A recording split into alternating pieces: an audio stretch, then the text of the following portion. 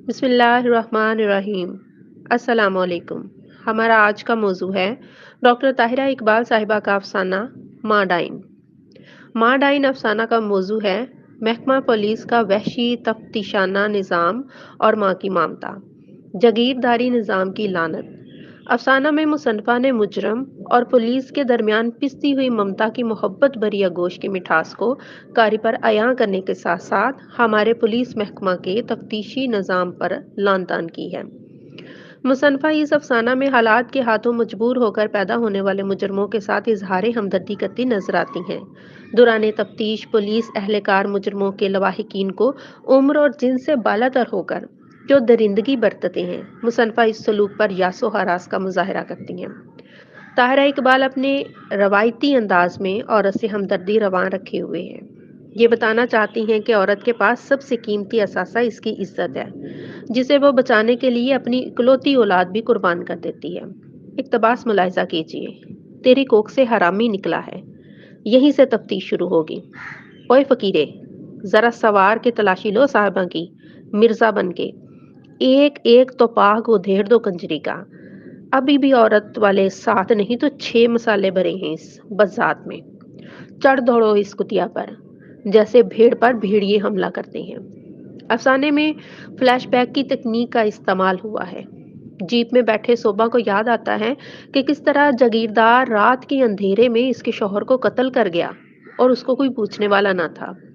फिर जब वो सब्र का दामन पकड़े बेटे के सहारे जीना चाहती थी, तो एक रात ये इसके घर आता है। इक़्तिबास मुलाहिज़ा कीजिए, सोबा बख्त पटी, तेरी झुग्गी का कमज़ोर दरवाज़ा तोड़कर वो अंदर आया और नुमानी बाँह पकड़कर बोला, चल साहिबा, मैं तुझे लेने आया हूँ। ना बादशाह, अभी सोबा के घर में ऐसा अंधेर नहीं मचा कि दरियाम की बेवा और दलावरे की माँ को तू साहिबा बनाकर ले जाए। तब वो इंसान से शैतान हो गया। दलावरे, तेरी तो अभी पढ़ते पढ़ते आंख लगी थी। पहला पर्चा डालने स्कूले जाना था, 10वीं जमात का। रब्बा सच्चा, तू इसे सुलाए ही रखता। गरीब माओं के जवान बच्चों को तो गहरी नींद सुला दिया कर। पर वो तो जाग गया। पता तो मुझे तब चला जब छुरी शैतान की पिछली पसलियों को चीरती हुई सीने से बाहर निकल आई और इब्लीस का नजिस लहू मेरे सारे वजूद को कौंध गया। अफसाने में जाबजा खुद कलामी की तकनीक नजर आती है। जब साहिबा छड़ियों और बूटों की ठोकरों की जद में थी, तो वो खुद से कह रही थी, दलावरा, जा भाग जा, जा ऐसी जगह सिपाही पेंडा करते करते थक जाएं, पर तेरे तक कभी ना पहुंच पाएं। और अपना पता माँ को भी ना बता। तेरी माँ औरत जात, औरत तो कच्चा गड़ा होती है, चौड़ा पाट पार नहीं कर पाती, बीच दरिया फूट जाती है। अफसाना का आगाज गांठदार गुंजलों से होता है और फिर मुसन्फ़ा कहानी के मरकजी किरदार साहिबा के जरिए फ्लैशबैक की तकनीक को इस्तेमाल करते हुए कारी की आंखों के सामने फिल्म सी चला देती हैं, जिससे पूरी कहानी अयां हो जाती है और अफसाना की तमाम तर गुंजलें और गांडें खुल जाती हैं। माँ साहिबा के जरिए एक माँ की दिलसोज चीखो पुकार कारी की आंखों में रिमझिम लगा देती है। थानेदार के किरदार से कारी मुगलजात कहने पर मजबूर हो जाता है। हमारा कानूनी निज़ाम उस बच्चे को कत्ल की सज़ा देने पर तो आमादा है, मगर इस इंसान को पकड़ने और कसूरवार कहने से कासर है, जिसने इस बच्चे के हाथ से किताबें छीन ली और छुरी पकड़ा दी। पुलिस एहलकारों की बेहिसी का ये आलम है कि जंगल में तलाशी के दौरान उनके बूटों के ऊपर से सांप गुजरते हैं, मगर शामले तफ्तीश इस मुजरम की माँ को वो नंगे पांव ले जा रहे हैं। पल भर में इन्हें ख्याल आता है कि इसके पांव नंगे हैं, कहीं इसे कोई सांप ना काट ले और ये पता बताए बगैर मर ना जाए। फिक्र है तो सिर्फ ठिकाने को मालूम करने की, इसके मर जाने की नहीं। थानेदार की तफ्तीश का आलम वहशाना लामुतनाही हिर्सो हवस लिए है। इक्तबास है, ऑफिसर ने छड़ी कोहलों, रानों और गालों में गहरी गहरी चुबोई, जैसे कुर्बानी के जानवर की खाल के नीचे चर्बी की तह का अंदाजा लगाया जा रहा हो। अच्छा, ये है साहिबा, इसका मिर्जा लाओ, उदास दिखती है, वो छोड़े की मारी, चह चह चह। सर जी, मिर्जे ही मिर्जे, तुर्किश में से तीरों की तरह छूटने को बेताब मिर्जे। अब हुक्म तो करो मिर्जे, हाजिर बॉस। अनगिनत डंडों کتاب نہ لاتے ہوئے آخر ماں دلاور کا پتہ بتانے کو راضی ہو جاتی ہے۔ خود کو بار بار بوجھنی یعنی بندریا کہتی ہے، جس کے جب اپنے پیر جلنے لگے تو اپنے پیروں کے نیچے اس نے اپنے بچوں کو لے لیا، ایسی بوجھنی۔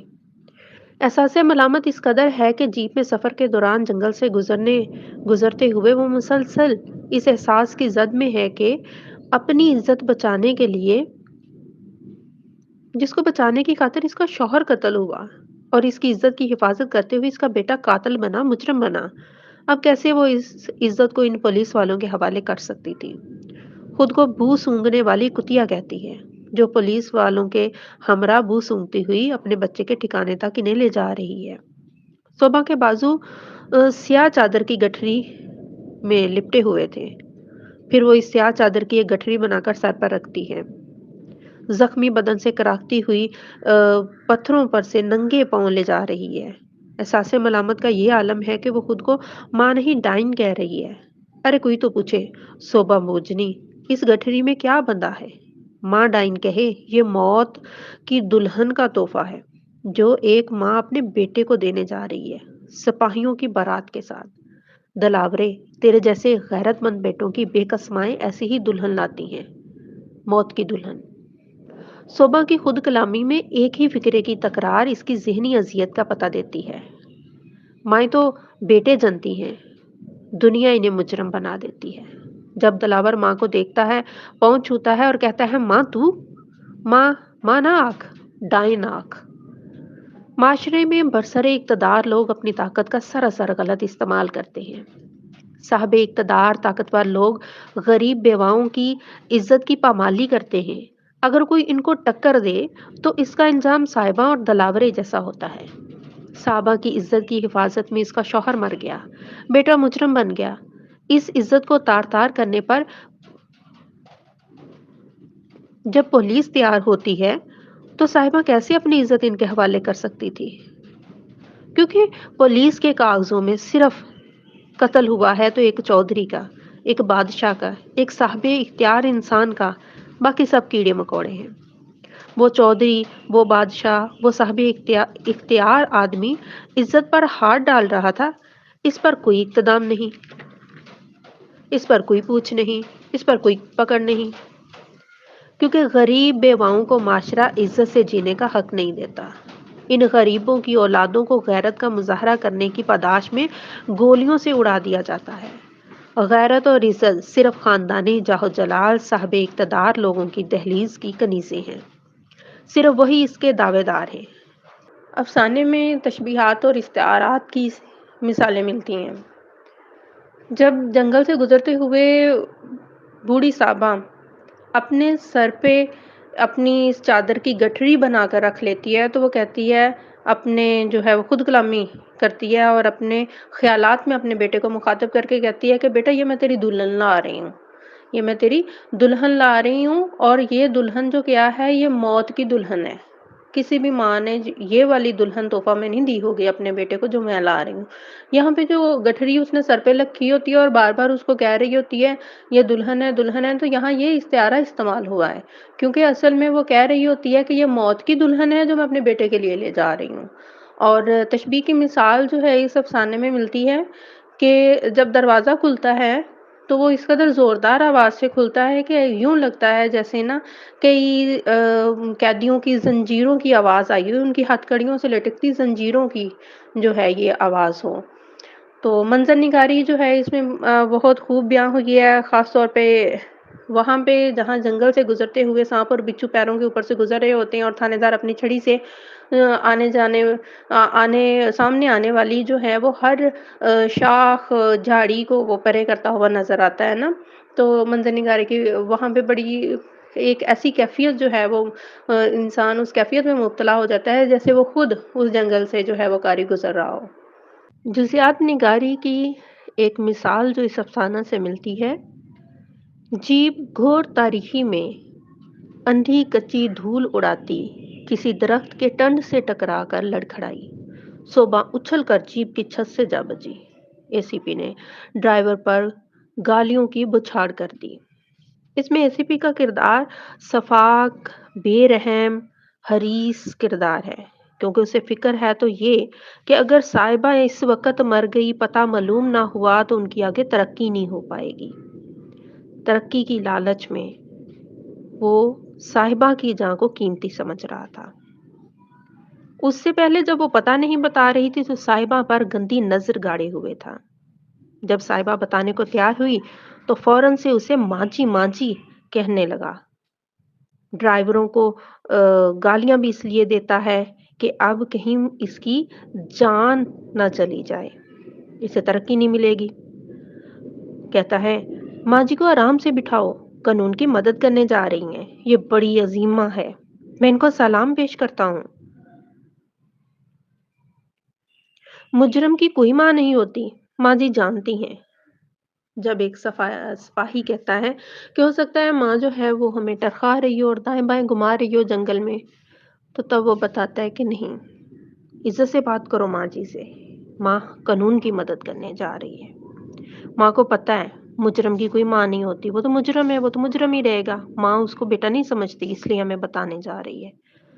اس سے پہلے یہ کس طرح سے ایک ڈنڈے سے اس چیز کی تسلی کر رہا تھا، اس کے سینے کے ابھرے ہوئے حصوں میں اپنی چھڑی کو دبا دبا کے اس چیز کی تسلی کر رہا تھا کہ یہ کس قدر بھری ہوئی ہے اور ان کے کتنا کام آ سکتی ہے۔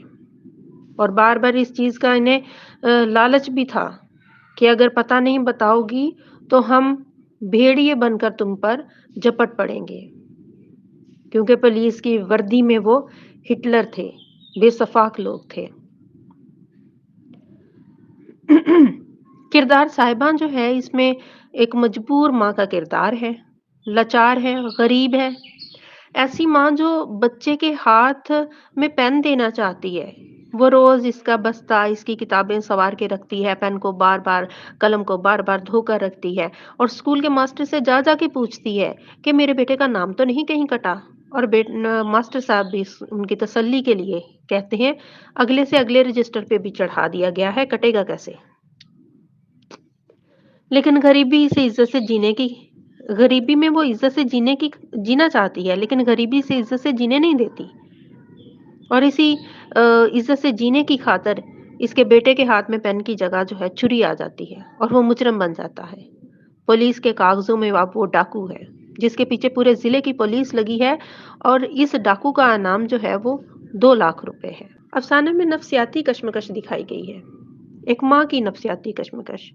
جب دوران تفتیش وہ بے ہوشی کے قریب ہوتی ہے تو اسے یوں لگتا ہے جیسے اس کا بیٹا دلاور اس کے سر پہ کھڑا ہے اور کہہ رہا ہے اماں تیری حرمت بچانے کو تو میرا باپ قتل ہوا، میں ڈاکو کہلوایا، تو میری جان بچانے کو بے حرمت ہو رہی ہے، پتہ دے دے اماں، میرا پتہ ان شکروں کو بتا دے، تو خود کہتی تھی جان عزت کی میل ہوتی ہے۔